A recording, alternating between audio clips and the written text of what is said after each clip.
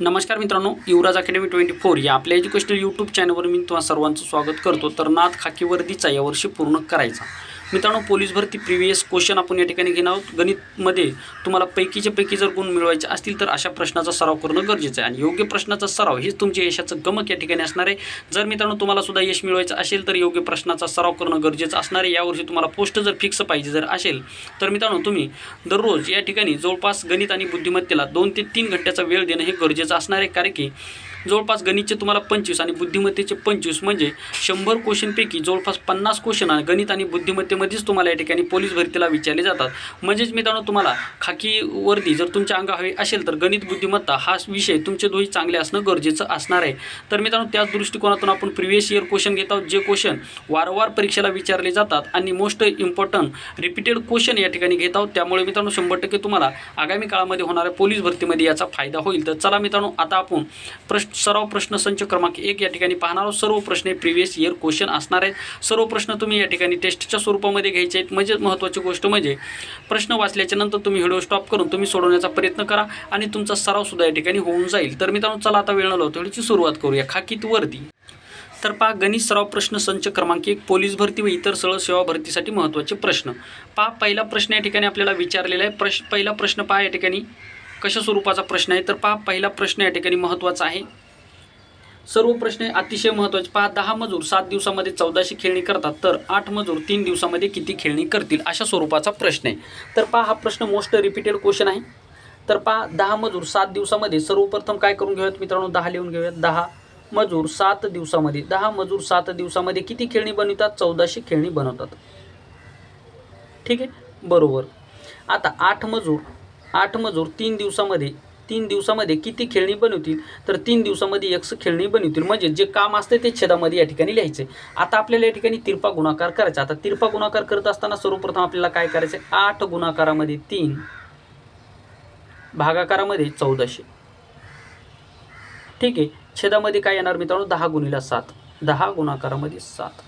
आता याचा जर आपण गुणाकार केला, आता डायरेक्ट याला आपण भाग देऊयात। सर्वप्रथम वरच्याचा गुणाकार करायचा नाही कधी सुद्धा। पहा ज्यावेळेस छेद आणि अंश गुणाकारामध्ये असतात त्यावेळेस गुणाकार करीत बसायचा नाही, आपल्या स्टेप वाढत जातात आणि आकडा मोठा झाल्यामुळे आता पहा 8 गुणिले 3 केलं, 3 गुणिले 14 जर केलं तर ती संख्या वाढत जाणार। मग 10 गुणिले 7 जर केलं तर 70 येणार।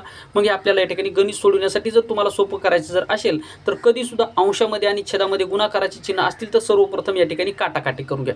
मग हा 0 कटला, हा 0 कटला। ठीक आहे, आता 7 आपण 7 जर वरी 14ला जर भाग जर दिला तर 2चा भाग जाईल, 7 1 7 7 2 14 म्हणजे वरचा भाग कच्चा बसला 20चा।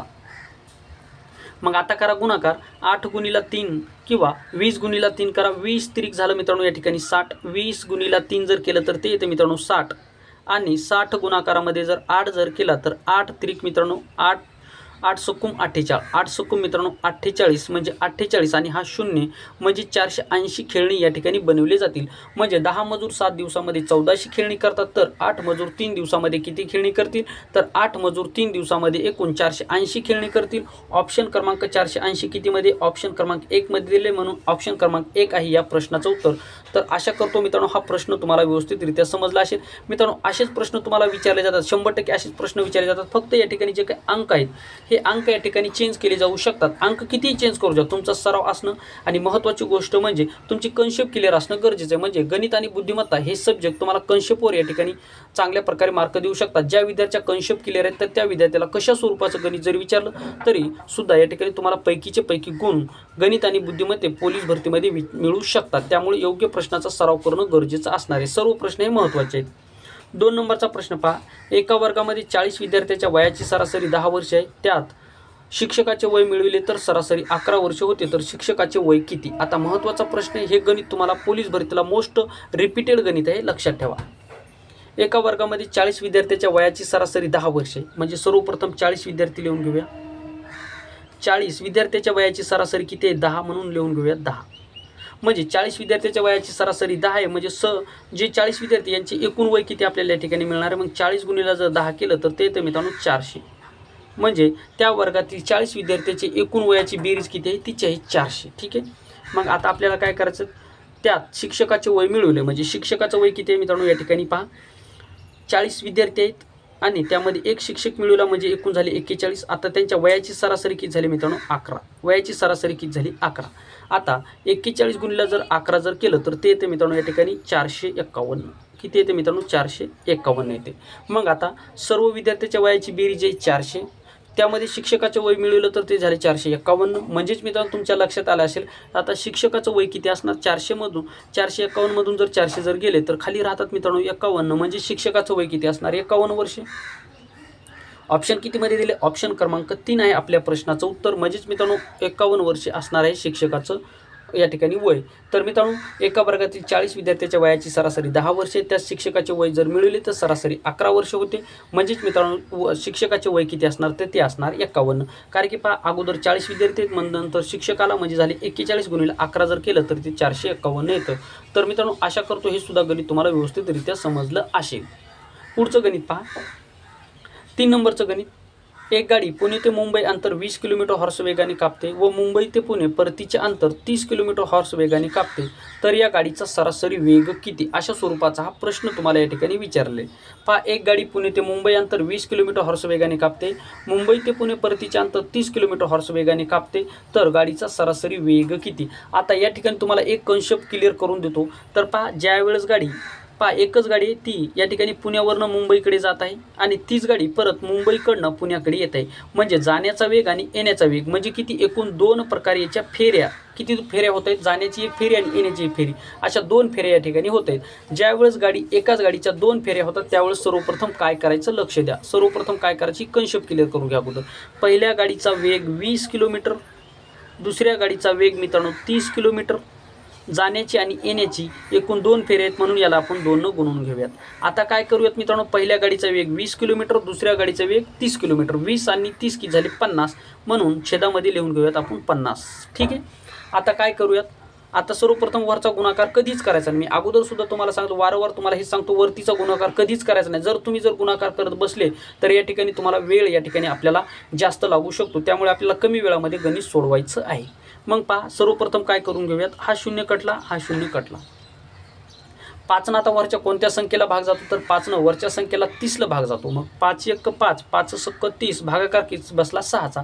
म्हणून या ठिकाणी 6 गुणिले 2 जर केलं तर ते मित्रांनो या ठिकाणी sin 2 12 आणि 12 गुणिले 2 जर केलं तर 12 2 येते मित्रांनो 24. म्हणजेच मित्रांनो एक गाडी पुणे ते मुंबई अंतर 20 किलोमीटर हॉर्स वेगाने कापते व मुंबई ते पुणे परतीचे अंतर 30 किलोमीटर हॉर्स वेगाने कापते तर या गाडीचा सरासरी वेग किती असणार आहे तर 24 किलोमीटर असणार आहे. तर आशा करतो मित्रांनो हे सुद्धा गणित तुम्हाला व्यवस्थितरित्या समजलं असेल. मोस्ट इम्पॉर्टंट पोलीस भरतीला रिपीटेड क्वेश्चन आहेत लक्षात ठेवा.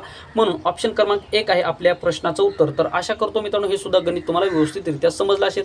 अशा गणिताचा सराव म्हणजेच मित्रांनो आगामी काळामध्ये म्हणजे जूनमध्ये होणारी पोलीस भरतीमध्ये तुम्हाला पैकीचे पैकी गुण गणित बुद्धिमत्तेमध्ये येणार आणि तुम्ही 100% या ठिकाणी पोलीस होणार. म्हणजे पोलीस जर व्हायचं असेल तर अशा स्वरूपाचा गणिताचा सराव करणं गरजेचं असणार आहे.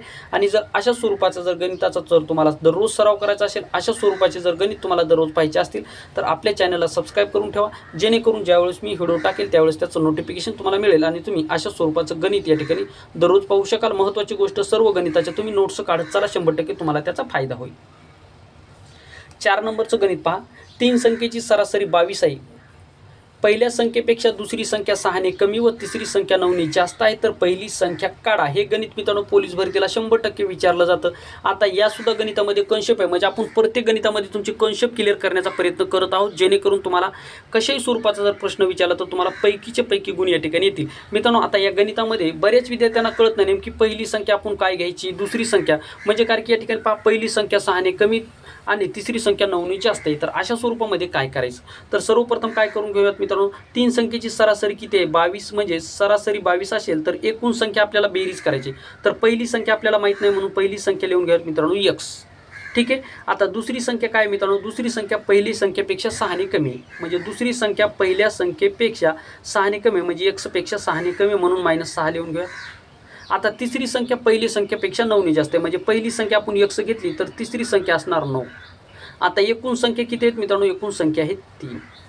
ठीक आहे. आता आपल्याला काय करायचं मित्रांनो, ज्यावेळेस छदामध्ये 3 म्हणजे छदामध्ये कुठली संख्या असते त्यावेळेस इकडे गेल्याच्या नंतर ती गुणाकारामध्ये जात असते. म्हणजे ही भागाकाराच्या स्वरूपामध्ये जे 3 आहेत मित्रांनो या ठिकाणी भागाकाराच्या स्वरूपामध्ये. आता हे 3 या ठिकाणी जर आपण 22 कडे जर घेऊन जर गेलो तर ते जाणार मित्रांनो गुणाकाराच्या स्वरूपामध्ये. म्हणजे पक्षांतर पक्षांतर करते वेळेस गुणाकाराचा भागाकार होतो, भागाकाराचा गुणाकार होतो, वजाबाकीची बेरीज होते आणि बेरीजची वजाबाकी होती. अशी उलटी प्रक्रिया होत असते. हे तुमच्या लक्षात येणं गरजेचं आहे. त्यासाठी तुमचे बेसिक कन्सेप्ट क्लिअर असणं गरजेचं आहे. जर तुम्हाला बेसिक कन्सेप्ट क्लिअर करायचे असतील तर आपली एक बॅच सुद्धा आहे, ती बॅच सुद्धा तुम्ही जॉईन करू शकता. ठीक आहे. तर आता आपल्याला काय करायचं मित्रांनो लक्षात द्या. आता हे 3 आपल्याला इकडे घेऊन गेल्याच्या नंतर ते जाणार गुणाकारामध्ये. म्हणजेच 22 गुणिले 3 जर केला तर ते येतं मित्रांनो 66. किती आलं मित्रांनो या ठिकाणी 66. बरोबर. आता काय करायचं, सर्वप्रथम आता काय करायचं, x आता x आणि x किती झाले मित्रांनो 3x झाले किती 3x. बरोबर. आता प्लस आणि हे 6 मायनस आणि हे करायचे प्लस. आता याची जर आपण वजाबाकी जर केली तर पहा, म्हणजे मायनस आणि प्लस याची वजाबाकी होत असते. म्हणजे 9 मधून जर 6 जर गेले तर ते येते मित्रांनो या ठिकाणी 3 राहतात. किती राहतात मित्रांनो या ठिकाणी 3 राहतात. मग आपण काय करून घेऊयात मित्रांनो, आता या ठिकाणी पहा 66 बरोबर 3x प्लस 3 राहिली. आता हे जे 3 आहेत मित्रांनो हे 3 आपण या ठिकाणी 66 कडे घेऊन जर गेलो तर ते प्लसचे या ठिकाणी काय होणार मायनस होणार. प्लसचे काय होणार मित्रांनो मायनस होणार, पक्षांतर होणार. म्हणजे आपलं राहणार काय 3x बरोबर 66 मायनस हे 3. ठीक आहे. मग 3x बरोबर 66 मधून जर 3 जर केला तर राहते मित्रांनो या ठिकाणी 63. किती राहते 63. मग आपली पहिली संख्या x. मग आपण काय करूयात हे x बरोबर. आता हे जे काही 3 आहेत 3 इकडे गेल्याच्या नंतर काय जाणार मित्रांनो भागाकारामध्ये जाणार. म्हणजे या ठिकाणी गुणाकारातले भागाकारामध्ये जाणार. म्हणजे 3 1 3 3 2 6 3 2 6 आणि 3 1 3 म्हणजे 21. x बरोबर असणार मित्रांनो 21. म्हणजेच पहिली संख्या काय असणार मित्रांनो, पहिली संख्या असणार आपली 21.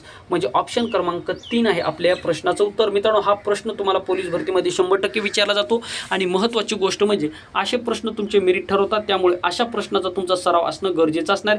जरी मित्रांनो तुम्हाला किचकट जर वाटत असलं तरी सुद्धा तुम्ही जास्त सराव करा, 100% तुम्हाला त्याचा फायदा. काहीच नाही मित्रांनो, पहा x प्लस x मायनस 6 हे केलं आणि या ठिकाणी हे 3 इकडे भागाकारातले गुणाकार घेतले झाले 66. मग 1 2 3x म्हणून 3x आणि -6 आणि +9 यांची होती मित्रांनो. नेहमी मायनस आणि प्लसची वजाबाकी होत असते म्हणून 9 मधून 3 गेला, 9 मधून 6 गेला राहिला 3. अशा स्वरूपामध्ये जर गणित जर सोडवलं तर 100% तुम्हाला त्याचा फायदा होईल. आता हे तुम्हाला समजून सांगायचं म्हणून एवढी स्टेप या ठिकाणी मी केलेले आहेत. तर जर गणित जर सोडवलं तर तुमचं जास्तीत जास्त 10 सेकंदामध्ये याचं उत्तर निघू शकतं, सराव जर असेल तर. तर आशा करतो मित्रांनो हे सुद्धा गणित तुम्हाला व्यवस्थितरित्या समजलं असेल. आता 5 नंबरचं गणित पाहूयात. हे सुद्धा गणित अतिशय महत्त्वाचं आहे. सर्व प्रश्न अतिशय महत्त्वाचे. तर पहा, एका क्रिकेटपटूने 17व्या कसोटीमध्ये 87 धावा केल्यामुळे त्याची सरासरी 3 ने वाढली, तर त्याची 17व्या कसोट्यानंतरची सरासरी धाव संख्या किती, अशा स्वरूपाचा प्रश्न आहे. हा प्रश्न पोलीस भरतीला खूप वेळेस विचारले. सर्व प्रश्न इम्पॉर्टंट आहेत. ठीक आहे. एका क्रिकेटपटूने 17व्या कसोटीत 87 धावा केल्यामुळे त्याची सरासरी 3 ने वाढली. कितने वाढली 3 ने वाढली, तर त्याची 17व्या कसोट्यानंतरची सरासरी किती. आता या सुद्धा कन्सेप्ट आहे. प्रत्येक गणितामध्ये मी तुमची कन्सेप्ट क्लिअर करण्याचा प्रयत्न करते. यामध्ये काय मित्रांनो पहा 17 धावा आहेत. किती 17व्या कसोटीनंतर म्हणजे एकूण किती कसोट्या खेळल्या मित्रांनो 17 कसोट्या खेळल्या. आता 17 कसोट्यामध्ये त्यांनी 87 धावा केल्या. आता तर त्यांनी सरासरी 3 ने धावसंख्या जर वाढत असेल, मग मित्रांनो एक गोष्ट लक्षात ठेवा. आता 17 कसोट्याची सरासरी आपल्याला या ठिकाणी दिली आहे. मग महत्त्वाची गोष्ट काय करायची तर 16, 17च्या अगोदरची संख्या आहे 16, कंसामध्ये काय करायचं तर ती धावसंख्या असणार आहे x. ठीक आहे, x असणार. आता ती 3 ने वाढते म्हणजे 16व्या सामन्यामध्ये ती 3 ने कमी होती, कारण की 17व्या सामन्यामध्ये 3 ने वाढते म्हणते 16व्या सामन्यामध्ये 3 ने कमी होती. म्हणजे या ठिकाणी -3 करा. ही कन्सेप्ट तुमची क्लिअर येणं गरजेचं आहे. म्हणजे पहा मित्रांनो 17व्या कसोटीमध्ये त्याची 3 ने वाढत आहे, याचाच अर्थ 16व्या कसोटीमध्ये त्याची 3 ने कमी होती. हे सरळ क्वेश्चन आहे. त्याच्यानंतर पहा त्याने 17व्या कसोटीमध्ये मग किती 87 धावा केल्या, तर त्याची 17व्या कसोट्यानंतरची सरासरी किती, अशा स्वरूपाचा प्रश्न आहे. म्हणजे 17x. ही झाली मित्रांनो आपली कन्सेप्ट. म्हणजे गणितामध्ये जी कन्सेप्ट होती त्यानुसार केली आपण मांडणी. ठीक आहे. आता मांडणी केल्याच्या नंतर या ठिकाणी झाले 16x. आता 16 या मधले जे काही कंसामध्ये संख्या सर्वांनी आपल्याला या ठिकाणी गुणून घ्यायचे. म्हणजे मायनसचं चिन्ह जसं तसं राहील. 16 1 16 32, 16 त्रिक झालं मित्रांनो या ठिकाणी 48, 16 त्रिक 48 प्लस 87 बरोबर काय झालं मित्रांनो 17x. हे काय झाली 17x. आता काय करायचे हे 16x आणि हे 17x. तर आपल्याला हे 16x जे असतील ते काय करायचे इकडं पक्षांतर करायचे आणि मायनसमध्ये या ठिकाणी 16x घ्यायचे. आता 16x आणि 17x हे काय झाले मायनसमध्ये गेले. म्हणजे 17x मधून जर 16x जर गेले तर खाली काय राहिलं मित्रांनो आपलं x राहिलं. मग x बरोबर काय झालं आता -48 इकडं पहा हे ठिकाणी -48 आणि या ठिकाणी पहा +87 मग मायनस प्लसचं कधीसुद्धा मायनस होत असतं हे लक्षात ठेवा म्हणजे बेरीज आणि वजाबाकी सोबत जर असतील तर नेहमी त्याची काय होती वजाबाकी होते मग 87 मधून जर आपण या ठिकाणी जर 48 जर काढले तर आपलं ते आन्सर असणार आहे म्हणजे पहा या ठिकाणी 17 मधून 8 गेला राहिला मित्रांनो 9 आणि या ठिकाणी पहा ह्या 8 मधला आपण एक हातचा दिला होता म्हणून या ठिकाणी झाली 7 मधून जर या ठिकाणी 4 जर गेले तर ते राहते मित्रांनो 3 म्हणजे 17व्या कसोट्यामध्ये त्यांनी एकूण किती धावसंख्या केली तर ती या ठिकाणी 17व्या कसोट्यानंतर तिची सरासरी धावसंख्या असणार मित्रांनो 39 म्हणजे या ठिकाणी ऑप्शन क्रमांक 4 असणार आपल्या प्रश्नाचं उत्तर। तर आशा करतो मित्रांनो हे सुद्धा गणित तुम्हाला व्यवस्थितरित्या समजलं असेल कारण की कंशपूर स्वरूपामध्ये हे गणित असणार आहे आणि अशा स्वरूपाचा गणिताचा तुमचा सराव करणं गरजेचं असणार आहे। तर मित्रांनो आशा करतो हे सुद्धा गणित तुम्हाला व्यवस्थितरित्या समजलं असेल।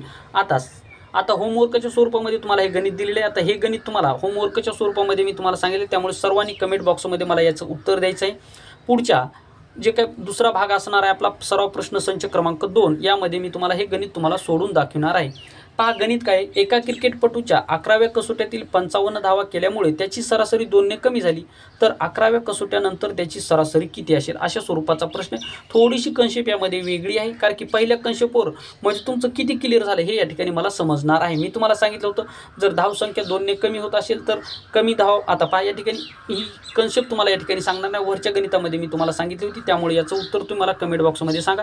पहा सराव प्रश्न संच क्रमांक 2 या ठिकाणी असणार आहे आणि त्यामध्ये सुद्धा गणित आपले या ठिकाणी तयार आहे त्यामुळे पुढचा व्हिडिओ पाहण्यासाठी चॅनलला सबस्क्राइब करून ठेवा। अशा स्वरूपाचे वेगवेगळे गणित तुम्हाला वेगवेगळ्या टॉपिकवरले आणि कंशपूर स्वरूपामध्ये गणित तुम्हाला दररोज आपल्या चॅनलवर मी टाकत जाईल त्यामुळे त्याचं नोटिफिकेशन तुम्हाला मिळत चालेल। तर मित्रांनो हा होता व्हिडिओ आवडल्यास व्हिडिओ लाईक करा, चॅनलवर नवीन असाल चॅनलला सबस्क्राइब करा आणि जर तुम्ही आगामी काळामध्ये होणारी आरोग्य सेवक भरती असेल, आरोग्य सेविका भरती असेल, ग्रामसेवक भरती असेल, पोलीस भरती असेल, इतर सरळ सेवा भरतीचे सर्व जर पोस्टची जर तुम्ही तयारी करत असाल तर मराठी, इंग्लिश, गणित, बुद्धिमत्ता, जीके सर्व विषयाच्या प्लेलिस्ट आहेत मित्रांनो। ह्या प्लेलिस्ट जर पाहिल्या तर 100% तुम्हाला त्याचा फायदा होईल। गणित आणि बुद्धिमत्तेच्या प्लेलिस्ट जर पाहत चला 100% तुम्हाला पैकीच्या पैकी गुण या ठिकाणी मिळणार आहेत। सर्व प्लेलिस्टमध्ये जवळपास 100+ व्हिडिओ आहेत मग त्यामुळे सर्व प्लेलिस्ट तुम्ही पाहत चला। तर मित्रांनो या ठिकाणी थांबतो, पुन्हा भेटूयात एका नवीन व्हिडिओमध्ये, तोपर्यंत थँक्यू, धन्यवाद, टेक केअर, बाय बाय।